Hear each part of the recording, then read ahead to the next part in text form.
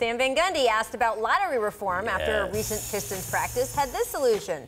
Eliminate the NBA draft and max contracts. Finally someone said it. Here's a quote, I get rid of it, just get rid of the draft altogether. We just deal with the salary cap, make all free agents coming in, and if I want to go give a guy $50 million a year, good, but I've got to do it under the cap.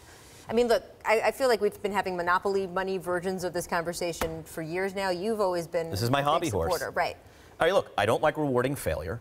I think young, talented men should have a say in who they work for, where they work, who their coworkers are. You don't tell a grad out of MIT who wants to work for Google, no, work for this really crappy company in a city you have no interest in living in with an incompetent boss. Article. You've been on this hobby horse for ditch 5 the draft. years. What about the big markets? Oh, you mean New York, Los Angeles, Chicago, Philadelphia, and Dallas, the top 5 Nielsen markets, who are all just pathetic right now in terms of basketball, maybe the Clippers, but like it's a fallacy, and I just believe that a free agent system like the English Premier League, the most popular league in the world, they still have to work within the cap, right? Oh, well, they'll go to the best teams. Not if there's no cap. Nobody's going to give up a $15 million contract to go work for the rookie minimum.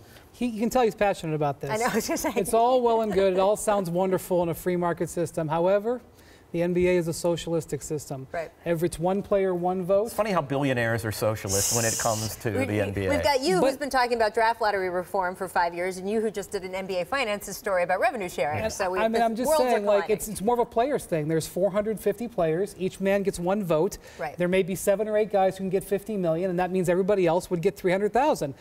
I'm not going to vote that way. I'm going to vote to have my average salary at $7 million, and there's more of me than there are of you, and that's the end of the door.